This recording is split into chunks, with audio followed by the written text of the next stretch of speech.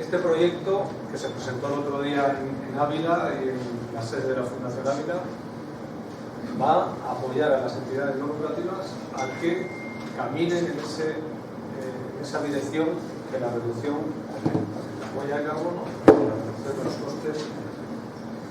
¿Y qué acciones vamos a poner en marcha? Vamos a poner en marcha una que es una acción formativa, un curso para 20 personas, en la que podrán participar personal de estas entidades no lucrativas, asociaciones y fundaciones, que será online y presencial. Tenemos 3 jornadas aquí de trabajo y el resto será online. ¿Qué queremos hacer en esto?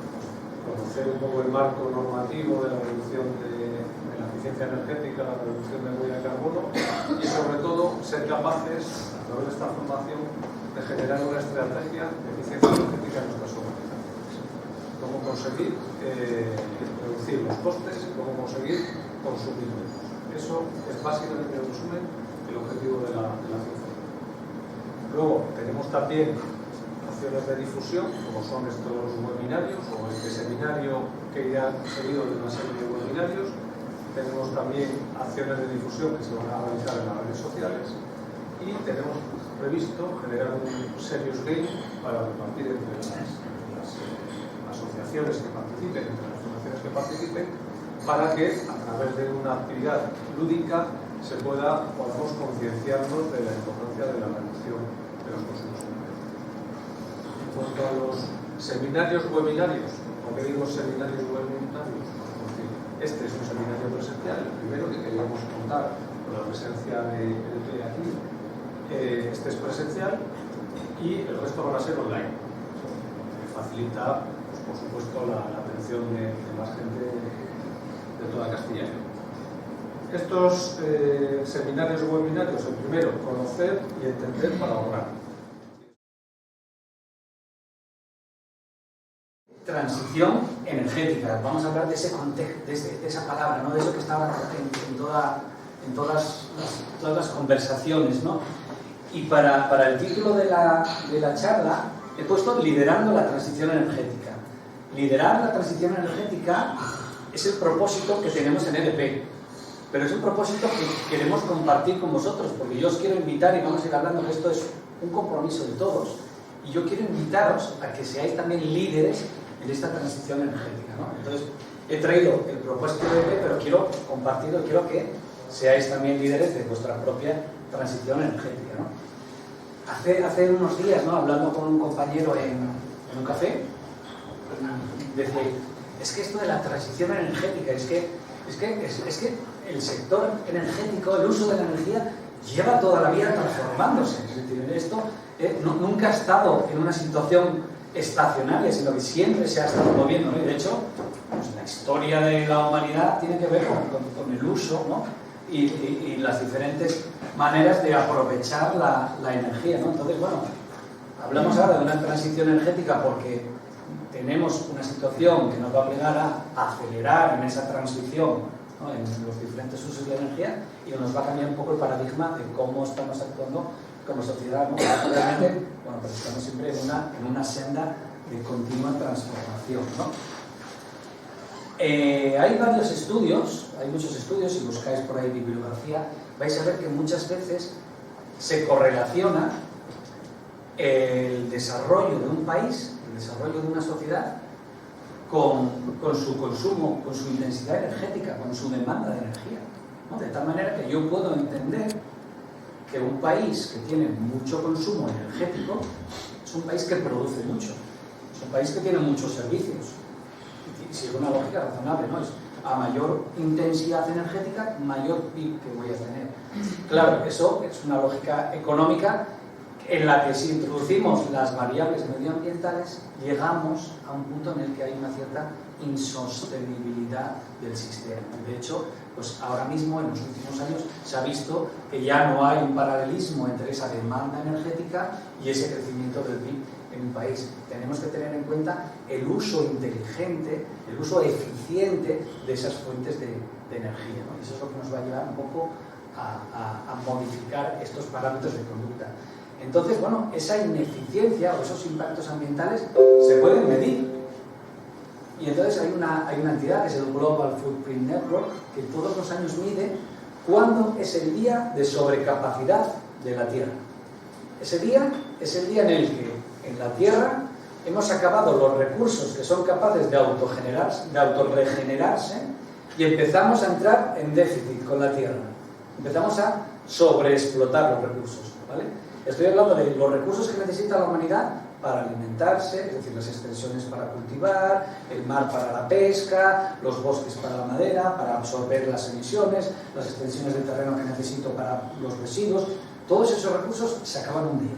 Bueno, pues ese es el día de sobrecapacidad de la Tierra. En 1993, ese día era el 21 de octubre. ¿Vale? Vamos a ir viendo, luego os voy a preguntar. En 2003, el 22 de septiembre. En 2013, el 20 de agosto. En 2019, el 29 de julio. Nos acercamos a la pandemia. 2020. ¿Cuándo pensáis que estaría este día? ¿Antes del 29? ¿Más tarde? Antes. Bueno, nos quedamos en casa, se ha notado. Hemos demandado menos recursos, ¿vale? Pero esto es una anomalía, porque ahora, si nos vamos a mirar el año 2022, volvemos al mes de julio. ¿Qué significa esto? Que a partir del 28 de julio empezamos a entrar en déficit. Es decir, necesitamos una tierra y media para tener todos los recursos que la humanidad necesita en un año. ¿Vale? Es decir, estamos sobreexplotando el planeta en un 50%, ¿no? Bueno, esto es si lo vemos de una forma conjunta, pero no todos consumimos por igual. Si consumiéramos en función de los países, está muy pequeñito, luego tenéis por aquí, la fuente es el, como os decía antes, Global Footprint Network, ¿vale? Si todos los países del mundo consumieran igual que los españoles, ¿cuándo sería el día de sobrecapacidad de la Tierra? Pues en España estaban por aquí, Spain, mayo. Si todos los países del mundo consumieran igual que Brasil, agosto. Colombia, noviembre. Qatar, el 10 de febrero. ¿Vale? Es decir, los patrones de consumo que tenemos como sociedad, como país, tienen un importante déficit, o van a generar un déficit, de cómo consumimos los recursos, de cómo gestionamos los recursos, de cómo de sostenible somos como sociedad y cómo vamos hacia que el mundo sea sostenible. ¿Vale? Entonces, bueno, tenemos un problema que tiene que ver con los recursos, la demanda de recursos que hacemos y los problemas ambientales que genera tanto nuestra producción como nuestro consumo. ¿Vale? Pero bueno, no todos son malas noticias, ¿vale? Porque alguna buena noticia tenemos, ¿no? Vamos a hacer un poco de historia. En los años 80 se empezó ya a hablar en las diferentes agendas multinacionales, internacionales, en la ONU, en los diferentes países, ya se empezó a hablar de los problemas ambientales, ¿vale? El informe Brundtland fue el primero que empezó a poner encima de la mesa estos problemas. Y la Convención de Viena, que creo que fue en el 85, y el Protocolo de Montreal, que es del 87, atacaron ya un primer problema global que se puso, fue el primero que se puso encima de la mesa, que fue el agujero de la capa de ozono. Bueno, pues todos los países del mundo han firmado este protocolo y han puesto en marcha medidas que nos llevan a una noticia, la he sacado de este verano, que dice, oye, esto ya estamos viendo que tiene solución. La buena noticia es que todos los países del mundo se pueden poner de acuerdo, nos podemos poner de acuerdo para, de forma conjunta, atacar un problema global.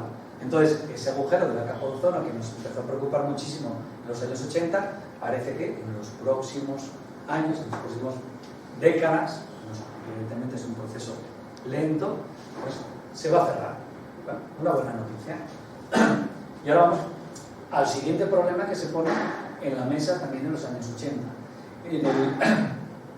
Quiero recordar que era en el 88, perdón, en el 88 se crea el panel de los expertos, el panel intergubernamental de expertos de cambio climático de Naciones Unidas, y se empieza a hablar ya del cambio climático, y el cambio climático pasa a ser uno de los puntos clave de la Cumbre de Río de 1992, que es también la primera convención marco del cambio climático, ¿no? Bueno, pues vamos a ver qué ha pasado con el cambio climático. Os voy a poner un vídeo, es una infografía que es de la NASA. A ver, ¿dónde está el play? Es como lo que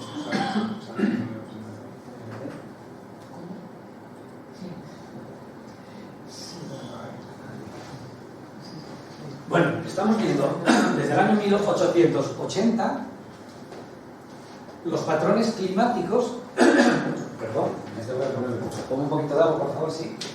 Vale, entonces estamos viendo cada año las curvas blancas y azules serían años climatológicamente por debajo de la media preindustrial, y cuando empezamos a ver naranjas y rojos es que estamos por encima de la media de la temperatura global en la época preindustrial.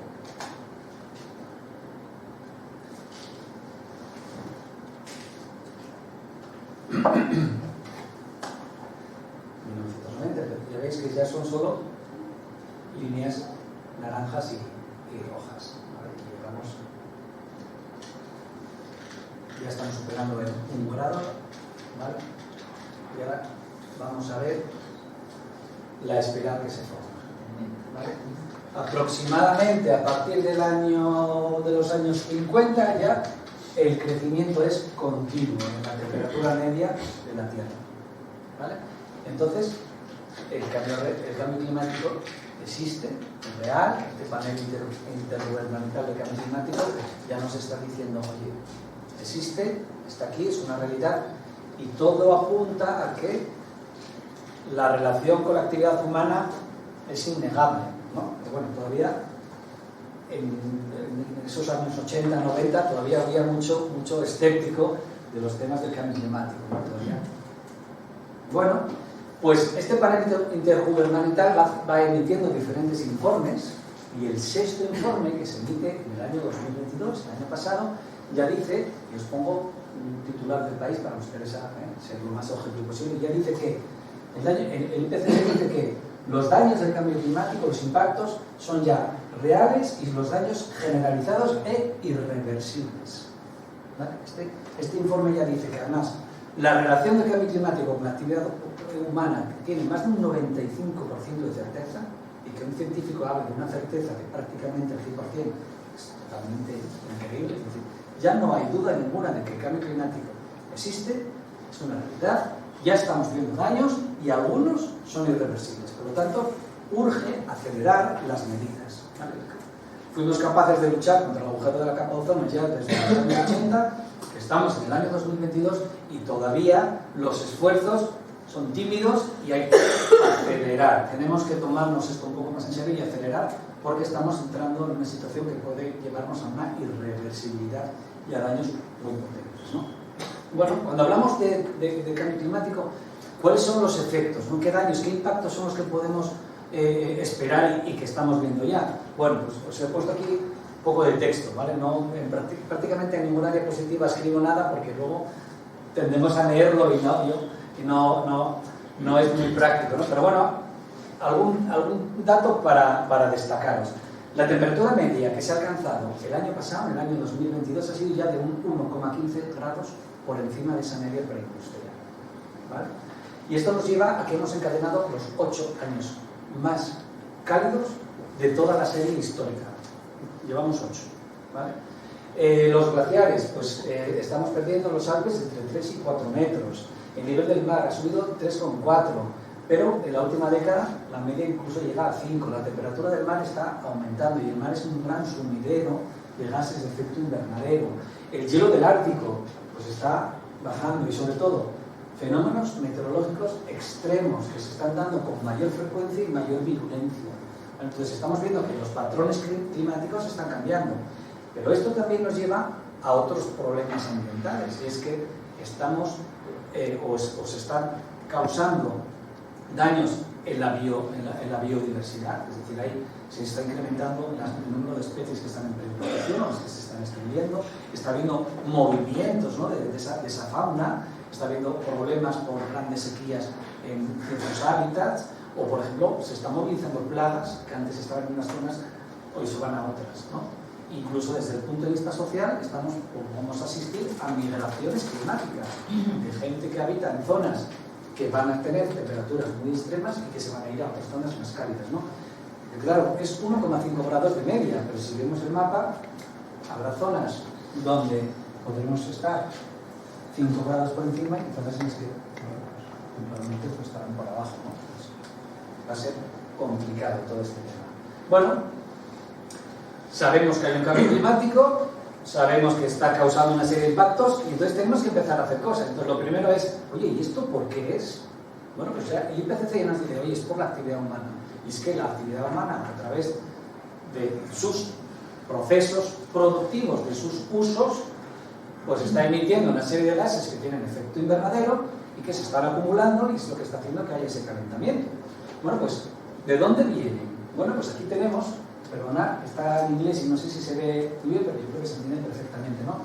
Tenemos que la generación eléctrica y de calor, los edificios, la producción, la construcción, el transporte, los procesos industriales, la agricultura, ¿vale? Los usos de la tierra y la madera, los bosques, todos estos sectores contribuyen con unos usos finales que hacemos las empresas y los consumidores, contribuyen a que haya una serie de emisiones de gases de efecto invernadero. El 74% sería el CO2, pero también hay otra serie de gases de efecto invernadero y tienen pues, un origen. Bueno, pues ¿qué es lo que tenemos que hacer para luchar contra el cambio climático? Ver cómo transformo estos usos y estos sectores para que se reduzca la emisión de estos gases de efecto invernadero. Esto es lo que llamamos mitigación. Elimino esas emisiones y eso es lo que me lleva a esta transformación energética, ¿no? Uno de los sectores y uno de los mayores usos que tienen implicaciones en el cambio climático es el uso de la energía. No me refiero únicamente a la energía eléctrica, me refiero al uso de la energía primaria, a cómo las industrias usan las energías que vienen, las fuentes fósiles, el uso del carbón, el uso del fuel, el uso del gas, el uso de la electricidad que proviene de una fuente o de otra. Todos esos usos tenemos que reconocerlos. Bueno, esta es otra manera de ver esa misma gráfica, ¿vale? Vemos que de todas las emisiones, que estamos hablando de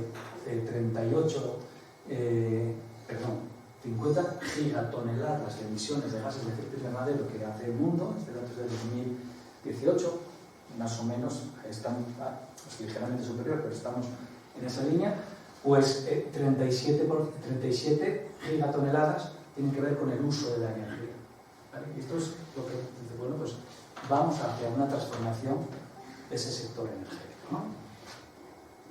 Bueno, llevamos emitiendo, estamos hablando de la época preindustrial, aquí os pinto un mapa que dice, bueno, claro, estamos emitiendo y los diferentes países emiten y tiene que ver, os decía al principio, con el desarrollo. Entonces, no todos hemos emitido de igual forma y por lo tanto, no todos tendríamos la misma responsabilidad. Por lo tanto, cuando se habla de la lucha contra el cambio climático, es una responsabilidad común, pero diferenciada. Entonces, si vemos este mapa, los países están distorsionados en función de sus emisiones desde la revolución industrial hasta la década pasada, ¿vale? Entonces ya vemos que evidentemente Estados Unidos y Europa somos los mayores emisores de gases de efecto invernadero y somos, en teoría, ¿no?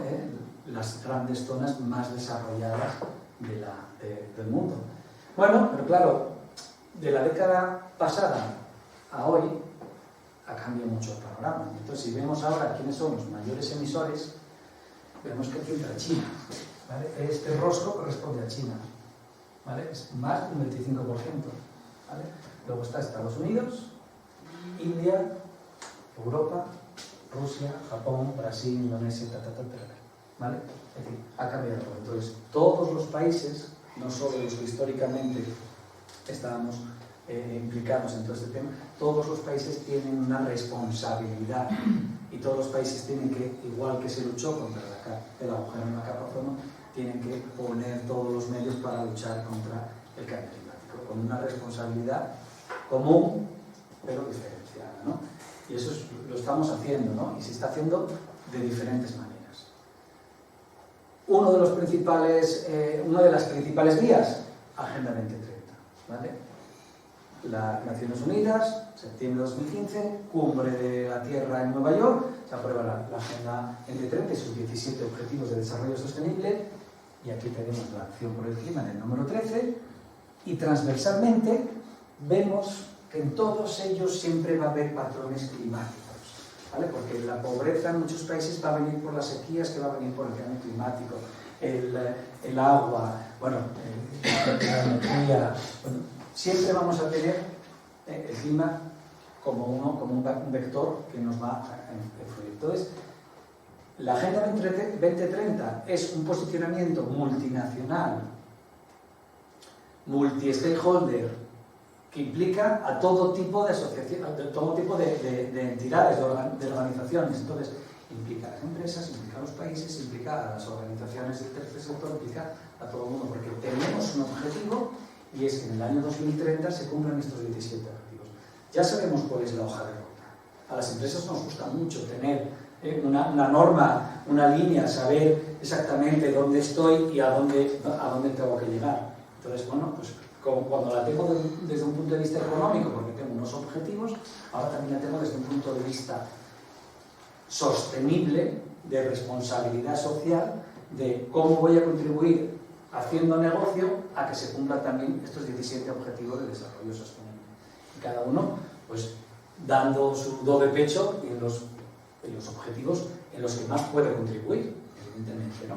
Nosotros estamos con EDP está declarado públicamente su compromiso con 9 de estos 17 objetivos, porque entendemos que son los 9 en los que más impacto podemos hacer, y evidentemente el 13 está, igual que está el 7, igual que está el 5, igual que está el 8, ¿vale? O el 15 del ambiente o el de las alianzas, ¿no?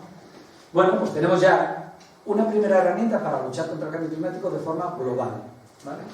Pero no es suficiente, ¿vale? Entonces, ese mismo año, en 2015, Acuerdo de París. Acabamos el año, en Navidades, con una buena noticia, y es que los países ya se han puesto de acuerdo en que, vale, existe el cambio climático, ¿vale? Como decía el IPCC, ya hay impactos que algunos son irreversibles, pero bueno, vamos a hacer todo lo posible porque el incremento de temperatura respecto de la era industrial se quede en 2 grados, y si es posible, en 1,5.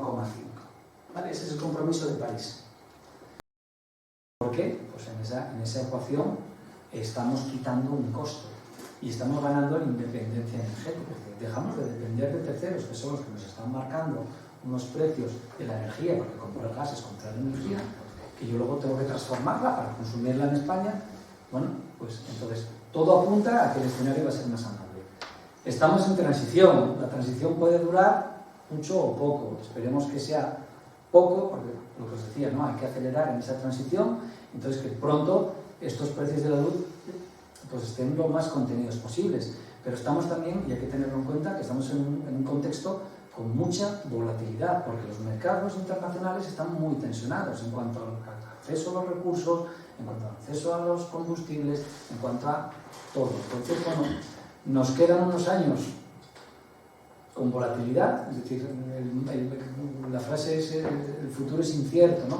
Nos quedan unos años donde vamos a estar en un escenario con mucha volatilidad, pero todo apunta a que esto va a conseguir que Europa, va a conseguir que tengamos en Europa, en España, pues un escenario energético limpio, con garantía de suministro y asequible. Gracias. Nada. Bueno, pues si no hay más preguntas, pues tenemos una pausa.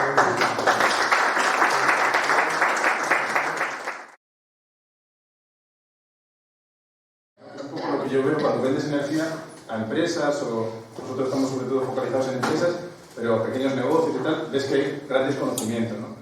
Es verdad que la energía hasta ahora siempre ha sido tipo la factura, ¿no? Es compleja, no es atractiva, o sea, no es como comprar algo que luce, ¿no? Como un móvil, ropa. Bueno, pues comprar energía no es atractivo, ¿no? Y siempre ha sido un poco oscuro, ¿no? Y es complicado, más algo técnico, hay kilovatios hora, que es energía. Entonces, bueno, la charla es breve, pero se basa un poco en que conozcáis, que hagáis preguntas, o sea, que sea un debate abierto y que preguntéis, o sea, que salgáis de aquí con un pequeño entendimiento mayor del que podéis tener ahora, ¿no? O sea, que no os asuste la factura, que yo entiendo que es complejo.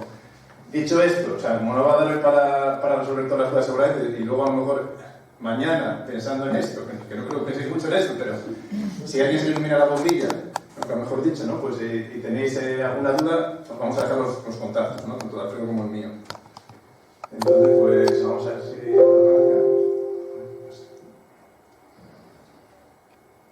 Vale. Bueno, pues como dice eso, vamos a intentar entender la factura eléctrica, porque también está la del gas, pero bueno, la del gas, aunque parece, es más sencilla, porque realmente hay un concepto que es la potencia que no existe, ¿no? Bueno, en estos ámbitos nuestros en los que nos movemos, en negocios, en pequeñas empresas, realmente no es más sencilla, simplemente hay energía y un precio, ¿no? La factura eléctrica es algo más compleja, por eso a la charla de hoy nos vamos a centrar en esta, y además electricidad todo el mundo tiene, y gas, como decía Alfredo, vamos a ir hacia a una transición en la que probablemente el gas salga de la ecuación, y además hoy en día no todo el mundo tiene gas, ¿no? Pero electricidad sí.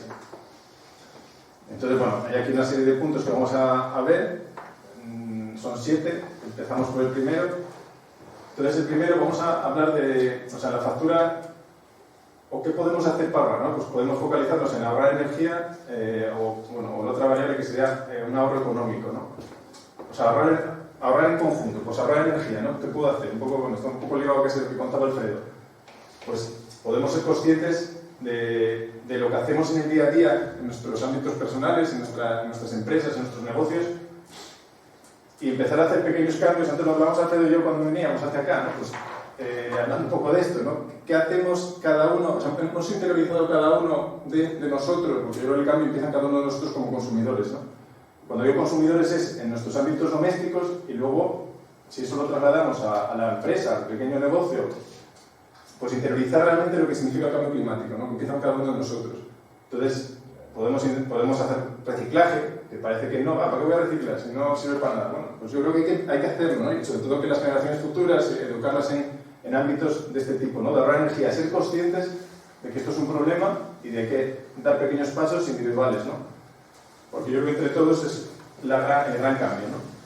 Confort controlado, pues esto ahora se ha hablado mucho con todo el problema que ha habido, con todo el problema que hay ahora mismo geopolítico, pues el control de temperaturas, ¿no? Que en el invierno pues vamos a bajar todos un poco 1 grado, 2 grados, realmente no tiene un efecto, o sea, no es un efecto significativo para confort, pero que sí que si todos bajamos 2 grados, pues ahorramos energía, ahorramos en economía, al final el ahorro de energía va aparejado el ahorro económico, ¿no?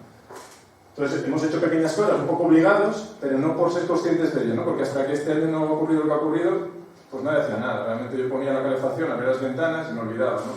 Bueno, entonces yo creo que esto es yo creo que mentalizarnos todos, y a lo mejor nosotros ya estamos perdidos por ya ser, pero sobre todo transmitir esto a la gente joven, a los niños, en foros, nosotros damos charlas en colegios, entonces los chavales ya nos dan a nosotros lecciones muchas veces, ¿no? En este sentido, lo cual a mí me alegra, ¿no? Disminuir las pérdidas, pues cuando se hace una reforma, ser consciente de que hay que aislar bien las casas, de mejorar el aislamiento de ventanas, de puertas. A veces aquellos, lo que ponían hace 1000 años las ventanas de madera, que eran los burletes, bueno, pues son cosas muy efectivas y que al final son pequeños ingredientes que van haciendo consumir menos energía, ¿no? Uso racional de la energía, otra vez, ¿no? Pues hasta que todas las comunidades de propietarios es obligado, con el tema de este año que el gas estaba disparado, como, bueno, pues se sacó una medida que es el bono, bueno, una tarifa especial para el gas, ¿no? Una tarifa subvencionada. En comunidades de propietarios también salió esa tarifa a finales del año pasado, porque los comunidades de propietarios no tenían una tarifa, un gas subvencionado, pero se les obligaba a poner un contador en los radiadores, ¿no? Para medir el consumo. O sea, te doy un precio más económico, pero tenéis que hacer una implementación para poder controlar realmente la energía que gastáis. ¿Por qué pasaba antes? Pues la gente tenía los radiadores encendidos y ventilabas o aireabas la casa con la energía, con los radiadores funcionando, ¿no? O sea, yo creo que son pequeños gestos, un poco esto lo que quiere transmitir es eso, ¿no? Que todos debemos dar esos pequeños pasos, ser conscientes de que constantemente estamos consumiendo energía, que seguramente pues no de la mejor manera, ¿no? Y cuando digo esto también vamos a la compra, ¿no? O sea, cuando compramos ropa de forma, entre comillas, compulsiva, ¿no? Y llenamos armarios y armarios, ¿no? Y necesito otro armario, necesito otra casa incluso, porque ya no me entra la ropa. Y pues que, no sé, bueno, eso es un poco... Y esa ropa al final se genera consumiendo energía, o sea, se fabrica consumiendo energía. ¿Y qué hago con la ropa? ¿La tiro o la reciclo? O sea, yo creo que eso son, bueno, es un poco... Antes de entrar a la factura es un poco esta reflexión en común, ¿no? Siendo más eficientes en el consumo de energía, bueno, pues un poco lo mismo. Soluciones tecnológicas, como decía Alfredo, por ejemplo, la aerotermia, que luego va a haber aquí una pequeña pincelada sobre eso, ¿no? Incluso cuando un arquitecto, que ahora mismo ya se tiene en cuenta, porque hay ecodiseño, ya hay temas de, por ejemplo, de casas totalmente energéticamente con consumos cero, ¿no? En el diseño ya, cuando hacemos una casa, un arquitecto pues ya la diseña también pensando en todo esto, ¿no? Que la orientación sea la perfecta, que esté bien aislada, que los grandes ventanales vienen al sur, bueno, pues que por ejemplo ponga cubiertas vegetales, bueno, son cosas que se van haciendo, ¿no? Pero que nosotros, a veces si haces una reforma en tu casa, deberías también pedir estas cosas, ¿no? Por ejemplo, digo que todos estamos metidos en esto, y a veces nos quejamos, pero realmente si hacemos un acto de reflexión con esa mano que hacemos, yo primero soy consciente de que no hago pequeñas cosas, pero podría hacer algo más, ¿no? Bueno, esto un poco como reflexión general. Bueno, pues esto es un poco el IDAE que, bueno, pues da pistas sobre tiene algunas ideas, bueno, da algunas pinceladas sobre qué hacer, por ejemplo, para mejorar la eficiencia en casas, ¿no? Por ejemplo, mejorando el aislamiento, poniendo ventanas de doble, triple cristal. Es verdad que hay que hacer una inversión, pero luego es un ahorro energético, ¿no? Bueno, iluminación, calderas, bueno, una serie de ideas, ¿no? Esto es un poco la página del IDAE, que yo creo que está muy bien. Se habla un poco de muchas medidas, ¿no? De este tipo. Con lo cual, con estas medidas mejoras, esto es un poco la calificación energética de una vivienda o de un hogar, pues mejoras tu calificación energética, ¿no? Eso es un poco como lo que se pone en los electrodomésticos, ¿no? También cuando tú cambias un electrodoméstico, pues también deberíamos fijarnos en esto, aunque ahora ya casi es obligado, ¿no? Es obligado el etiquetado y bueno, se facilita, ¿no? Esto. Bueno, mira, vamos a hablar un poco de la aerotermia. Hablando ya de la electrificación, electrificar el consumo, ¿no? La aerotermia, bueno, pues vemos aquí unas gráficas. No sé si conocéis todos cómo funciona la aerotermia, una bomba de calor. Una bomba de calor es como un frigorífico, al final, pero que funciona al revés, ¿no? Al final tiene un compresor, comprime un fluido, que en este caso es un refrigerante, y al comprimirse el gasto energético está en ese trabajo de compresión de ese líquido que hay ahí, ¿no? Que se convierte al comprimirlo en un gas, ¿no? Entonces, yo gasto energía aquí para hacer esa transformación de estado de ese líquido a gas, lo comprimo, aquí gasto uno de energía eléctrica, o sea, yo ya electrificado, en vez de tener gas, o para calentar mi casa, que es, pongo una bomba de calor, con lo cual elimino el gas y lo que estoy es metiendo electricidad.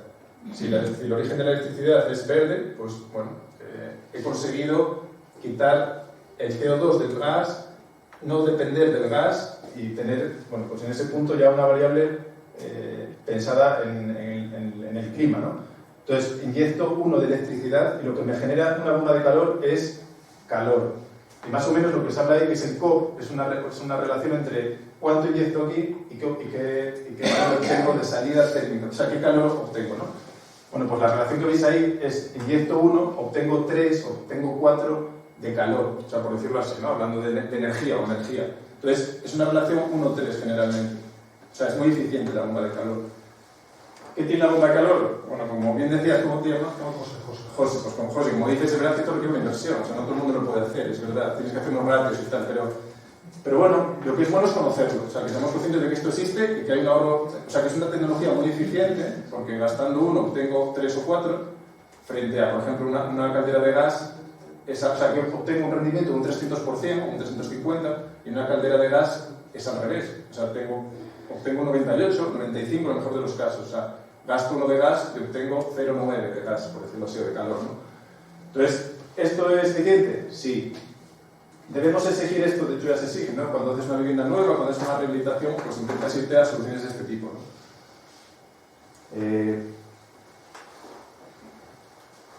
Esto es, bueno, un poco seguimos con la aerotermia de baja temperatura. Este tipo de sistemas funciona sobre todo con, yo caliento en la bomba de calor y tengo una temperatura de salida de en torno a 35 o 40 grados, o sea, para que sea eficiente, para que den esos rendimientos tan altos, ¿no? Con lo cual esto suele funcionar con suelos radiantes, es lo mejor, o con radiadores grandes, o sea, que en una estancia, por ejemplo, como esta, Un radiador clásico se basa en una pequeña superficie que se calienta a 80 grados para que todo este volumen, allí en aquella esquina, haya calor, ¿no? ¿Qué ocurre? Pues que es ineficiente, porque al final tengo que calentar el fluido a 80 grados, lo cual estoy, bueno, gastando mucha energía. ¿Qué ocurre? Pues que es ineficiente, porque al final tengo que calentar el fluido a 80 grados, lo cual estoy, bueno, gastando mucha energía para conseguir que esto esté a 80 grados. Aquí al lado tendré casi 50, o sea, aquí estaré demasiado calor, y aquí en aquel sitio, en aquel extremo, probablemente note frío, ¿no? Entonces, no es una solución energéticamente más eficiente, ni incluso de confort. Esta es energéticamente mucho más eficiente, como vamos a ver ahí, incluso va a dar algún número económico, para que lo veáis, y además tienes un confort absoluto, ¿no? Con esto no quiero decir que, vale, vamos a ir todos de aquí, vamos a ir a comprar una bomba de calor, no. Simplemente es que lo conozcamos, ¿sabes? Yo con esto, lo que quiero transmitiros, igual que en la factura, es que lo conozcáis, o sea, que seamos todos conscientes de esto, o sea, que yo creo que hay muchas personas que no lo son, ¿no? Igual que la factura, cuando veamos luego cosas, bueno, pues no todo el mundo conoce la factura. Entonces, eso es, por ejemplo, un ejemplo.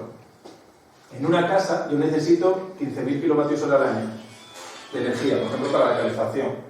El precio del gas, yo ahora tengo una cartera de gas y estoy pagando del gas ahora mismo 14 céntimos o 0,14 euros kilovatio hora por la energía. Eso es un precio más o menos actual, ¿eh? El precio de la electricidad, también actual más o menos, pues, está en torno a 20. Esos precios hace un par de años, uno era 4 y el otro era 10. Bueno, el rendimiento, como os decía antes, el rendimiento de una cadena de gas está en un 92% y la aerotermia está en un 330%. ¿Qué quiere decir esto?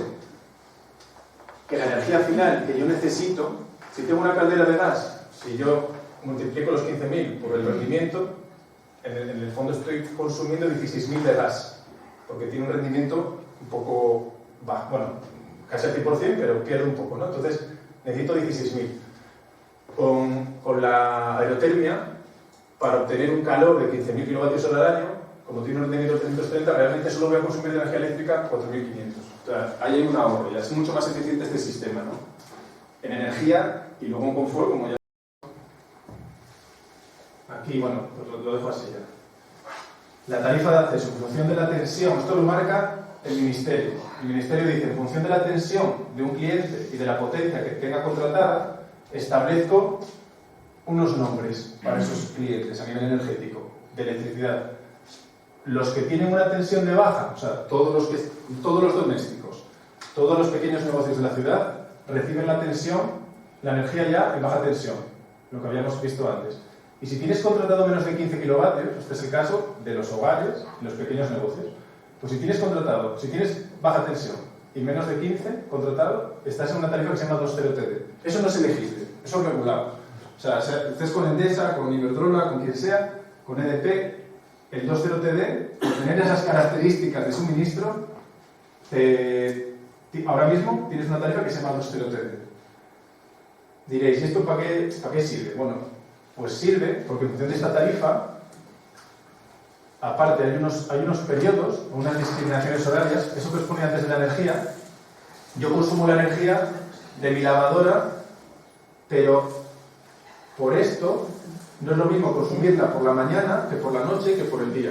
O sea, lo que la regulación dice es que hay 3 zonas a lo largo del día distintas para la energía y el distribuidor tiene que controlar esas 3 zonas de consumo. O sea, cuando a mí me llega la factura del mes, si soy un doméstico, en la parte de consumos abajo tengo que tener una zona que se llama P1, P2 y P3, de 3 periodos, y en cada caja me mete el consumo de energía correspondiente a esas zonas horarias. Luego lo vemos en una gráfica como esta. Y estos clientes que son un poco mayores, por ejemplo, también los de baja tensión, que consumen un supermercado que a lo mejor tiene contratado más de 15, pero es baja tensión, es una 3.0 TD. En vez de tener 3 periodos de energía, tiene 6. Más complejo. Luego lo vemos. Y hay clientes que también, en algún caso, yo he visto alguna factura, bueno, algún ejemplo que me pasó en Google, tenéis algún caso en alguna fundación que tenéis centro de transformación propio. Eso quiere decir que estáis en una tarifa 6.1 y tenéis también 6 periodos. Aquí, pues, esto es común. O sea, de esto se deriva, de este tema de la tensión y la potencia, se deriva que tienes una discriminación horaria de la que puedes hacer uso o no, porque tú puedes contratar con un comercializador, aparte del precio fijo indexado, puedes decirle, dame un precio fijo plano, que es a veces lo que dice. Por ejemplo, cuando entras en Endesa o EDP o lo que sea, te dice precio plano 24 horas. Pero también hay otras opciones de contratación. Puedes decir, oye, no, dame un precio diferente en función de estas zonas de periodificación. Quiero un precio para el P1, P2 y P3, porque ya luego, y son precios, generalmente el P3 es la noche, bueno, el P3 es la noche, y entonces puedes tener un precio más barato ahí e intentar derivar consumos hacia la zona. Es una forma de ahorrar. Lo primero conocerlo y luego, bueno, ya si puedes, pues intentar ahorrar. Las industrias, que tienen 6 periodos, y luego los vemos, siempre muy rápido, esto muchas lo conocen y cambian turnos o por ejemplo, entran una hora antes a trabajar por las mañanas porque ganan una hora de P6, que es el más barato en la industria, por ejemplo. Entonces, en vez de entrar a las 8, entran a las 7. Oye, pues una hora todos los días del año que meto en la zona de coste más barato, ¿no? Bueno, pues esto ya lo paso.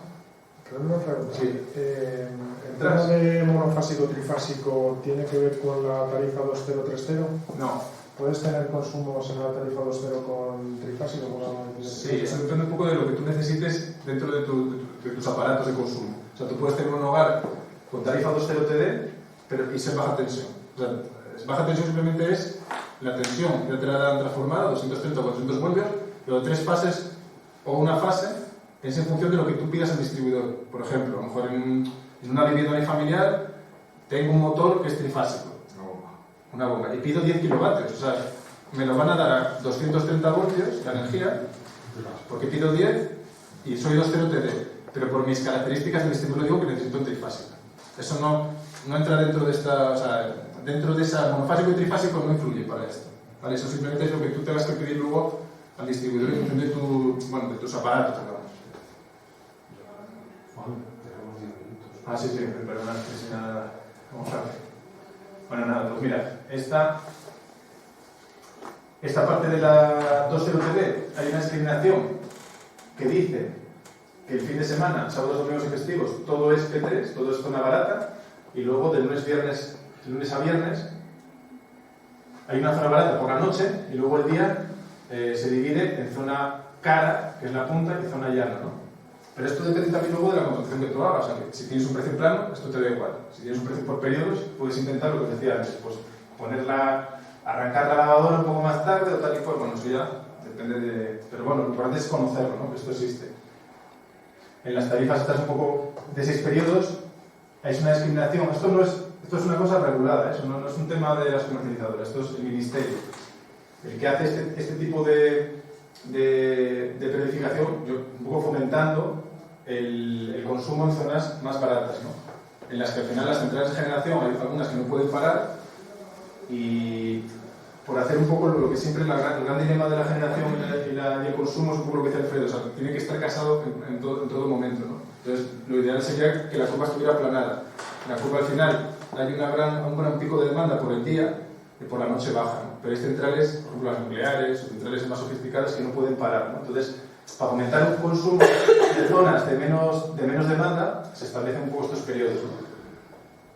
Entonces, ya veis, por ejemplo, ahora en el mes de marzo, pues toda la zona de la noche es 6, que es el más barato. Si tengo contratado 6 periodos y cada uno diferente, este sería el más barato, y luego 3 y 2, ¿no? Que serían un poco por intermedios. ¿No? Pero otra pregunta con respecto a esto. ¿El consumo que yo hago se guarda en el momento en que yo lo hago? Quiero decir, si yo lo he gastado a las 9 de la mañana, mi contador me lo registra a las 9 de la mañana. Sí. ¿Siempre ha sido así? Sí. O sea, sí, no. Es el consumo que los tenemos inteligentes. Siempre ha sido así. Bueno, desde que tenemos contadores inteligentes. Bueno, a ver, hay clientes, no, cuando dices siempre, este tema de la codificación. Por ejemplo, tú tienes en la página 3 periodos, cada periodo de esos, en principio va discriminado a esa zona. O sea, mira, te cuento un caso concreto. Yo tenía 6 periodos y yo hacía el consumo el fin de semana. Pero a mí, la asignación de mi consumo me lo hacían con la media nacional. Ah, bueno, pero eso es lo que un poco lo decía Alfredo. Durante una época en la que los contadores no... O sea, como esto también hubo una época de transición, digamos. O sea, los contadores que no se habían cambiado porque no había dado tiempo, ahora yo creo que más o menos ya están todos cambiados a contadores inteligentes que ya guardan este consumo horario, se transformaba, eso es, una estimación de tu consumo mensual por tu actividad, por sectores, se estimaba y se pasaba. Es verdad que entonces no te valía mucho. O sea, realmente tú estabas haciendo... Pero era un momento de transición hacia contadores inteligentes. En principio ahora... Bastante raro. Y ahora no lo tienes, ahora ya lo deberías tener. No, ahora ya no me lo sé.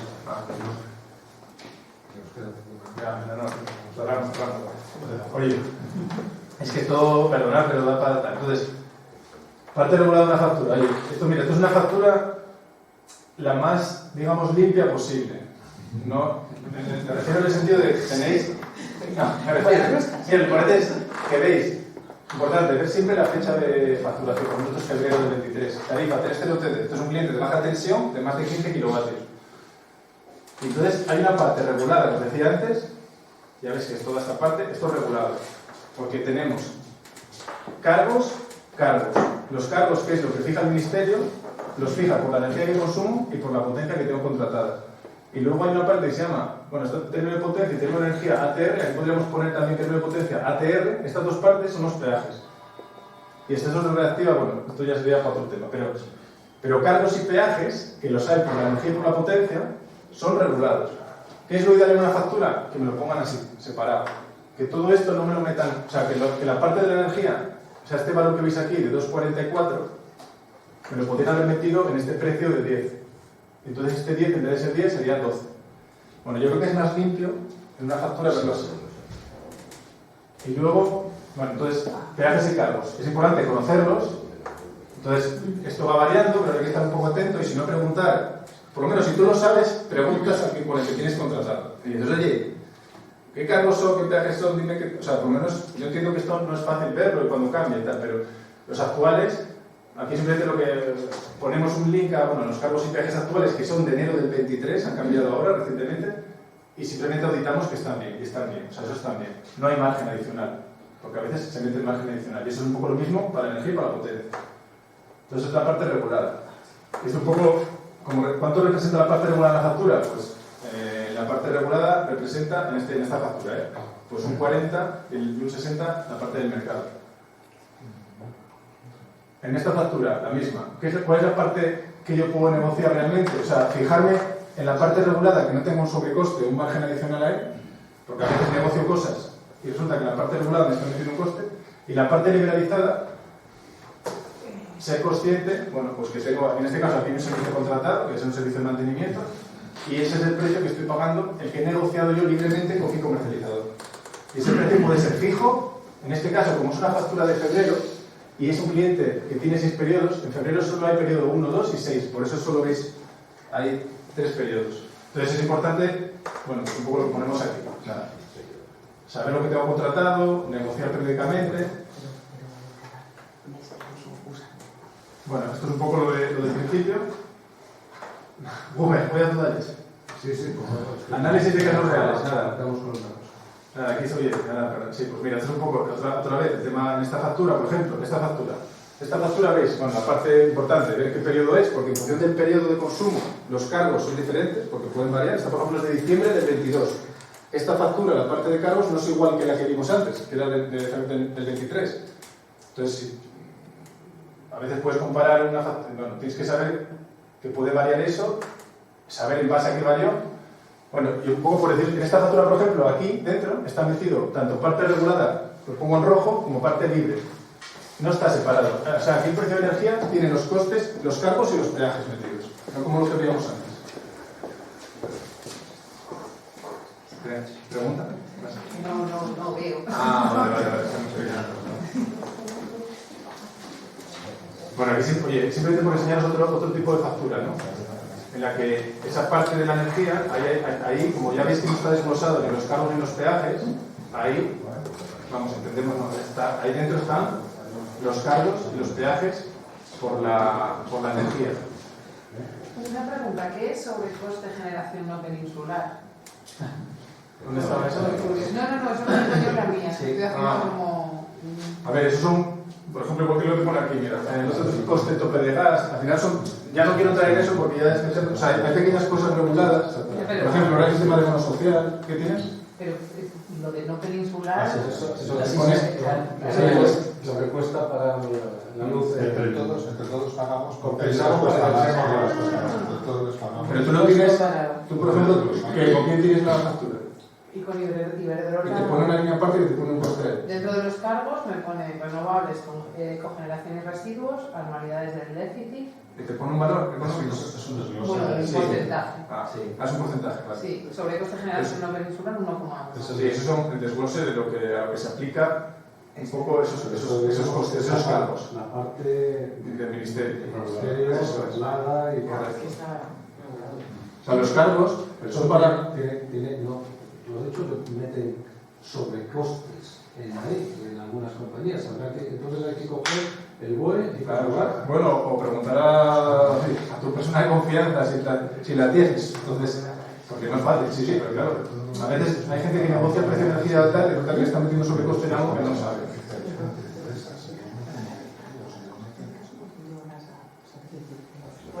Otra cosa importante es que, como yo tengo precio por periodos, que puede ser 3 o puede ser 6, a veces contratamos, pero para contratar, por ejemplo, esto es un precio que puedo contratar y este es otro precio que puedo contratar. ¿Qué precio es mejor, este o este? A ver, hemos quitado 3 y 4 y 5 porque es de una factura, ¿no? Pero, ¿qué precio es mejor? Pues ya veis que aquí es mejor en el P1 y P2, pero es peor en el P6, y aquí es mejor P6 y aquí es peor en el P1 y P2. ¿Qué precio es mejor? Pues depende de cada caso. Depende del consumo que tú hagas. Alguien que trabaje mucho en P6, o sea, por la noche, le va a interesar este precio. Lo que se llama precio medio ponderado. Es muy importante multiplicar el precio por el consumo que tú tienes, el precio por el consumo, precio por consumo, y dividir entre el consumo total. Y te sale una media ponderada que se llama por tu consumo. No hacer una media lineal, no. Tienes que ponderarla por tu consumo. Lo que para este tipo de trabajo, para este tipo de actividad, para este que consumió de esta manera, este precio es mejor, pero a lo mejor otro que consuma, en vez de 6.000 aquí solo 2.000 y aquí 8 y 8, pues evidentemente el precio le va a interesar contratar con este. Entonces, esto es importante también, que el precio, como es por periodos, hay que relacionarlo con el consumo que yo hago, ¿no? Es el consumo hora a hora, ¿no? Otro tema importante, la potencia. La potencia en las facturas debe aparecer, aquí está la potencia contratada por la que me facturan, 35, 35, 35, 65, y en este caso veo abajo que tengo contratado eso, pero veo las demandas. En este caso está bastante bien. Demando 29, 29, 29. Bueno, si todos los meses ocurre esto, pues probablemente conviene bajar, porque estoy pagando por un fijo, estoy pagando 35, 35, 65, y realmente solo uso como máximo 29. A lo mejor esta factura es la de más potencia demandada, y en el resto todavía estoy más abajo. Pues eso optimiza un poco la contratación de la potencia, ¿no?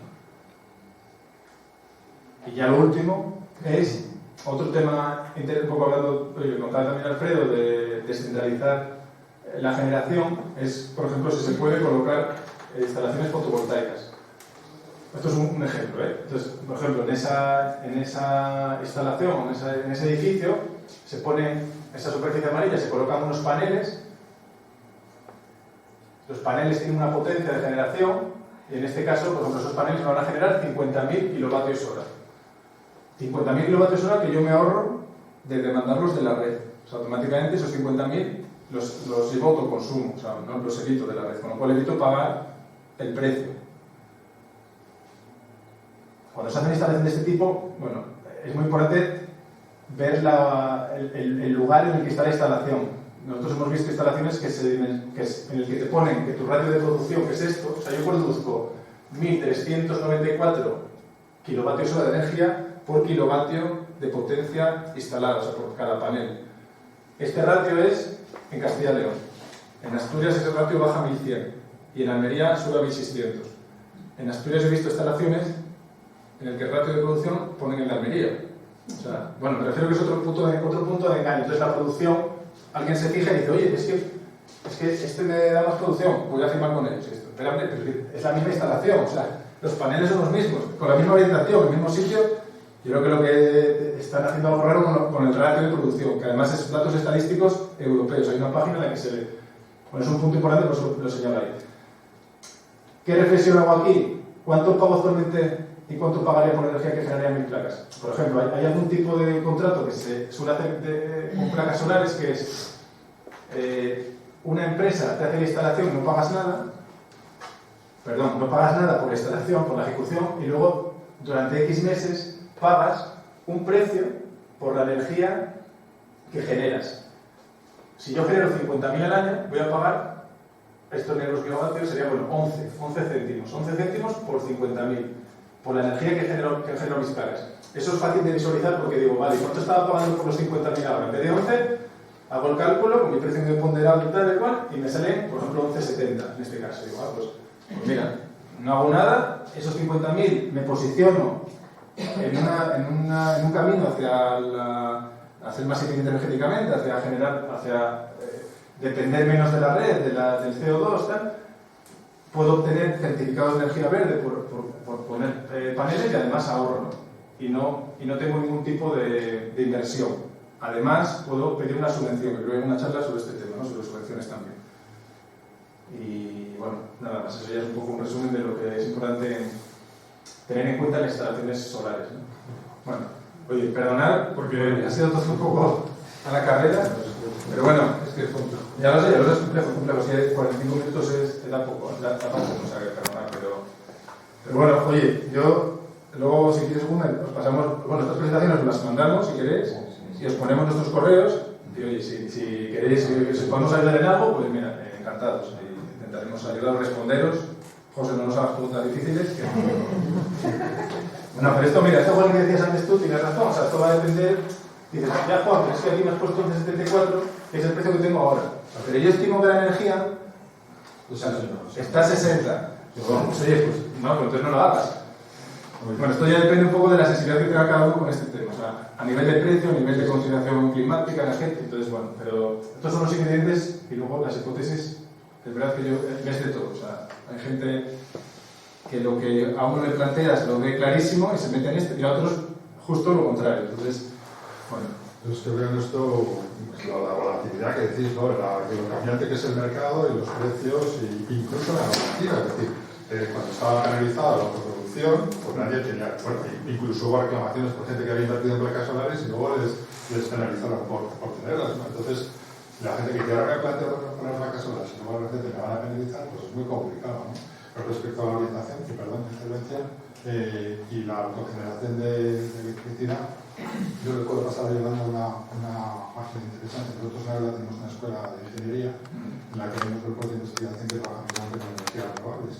Una de las aplicaciones que han desarrollado es la orientación de los tejados en función de la superficie, en función de las horas de insolación, de la latitud y dónde estén, pues la producción que pueda tener cada uno de los sitios. Y eso directamente marcando las coordenadas, nosotros te da directamente. Sí, pero hay muchas herramientas de cálculo de ese tipo, sí, que dicen, se calculan eso. Aún así, ya digo que este ingrediente es muy importante. O sea, cada cosa tiene su truquillo, por decirlo así. Al final, o te metes un poco en el tema o buscas a alguien de confianza que te ayude, ¿no? Y esa es la clave de todo, entender un poco, porque alguien se pone a mirar esto y resulta que lo que os decía antes, ¿no? Por ejemplo, ese es el ingrediente clave aquí, ese tema, sobre todo.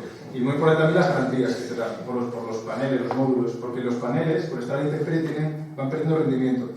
Entonces no es lo mismo comprar un panel que no te fijas y por ahorrar 2.000 euros, resulta que compras unos paneles que a los 10 años el rendimiento bajó la mitad. Entonces hay que ver un poco, hay que pedirle, hay que exigir, oye, ¿qué garantía de rendimiento tiene este panel? Oye, a los 10 años el 50%. Entonces, bueno, eso es muy poco. Pensando en inversiones de este tipo, que la amortización suele estar en Castilla y León está a los 6 años, en Asturias se sube a los 8, bueno, depende. Tienes que exigir rendimientos, los mejores fabricantes de módulos te dan rendimientos a los 25 años, el panel tiene que seguir generando como mínimo el 80% del inicial. Eso quiere decir que si esta instalación generaba 50.000 en un año, dentro de 25, los 50.000 tienen que, como mucho, bajar a 40.000. Como mucho. Y eso se garantiza. Incluso hay empresas que garantizan la producción durante los primeros años, que directamente lo garantiza la empresa. Eso es como decir, la instalación está bien ejecutada. O sea, no te he hecho trampas con los números. Como esto es algo nuevo, pues suele dar lugar a, bueno, pues, al desconocimiento, un poco a la picaresca. Bueno, nada, oye, Oye, pues muchísimas gracias.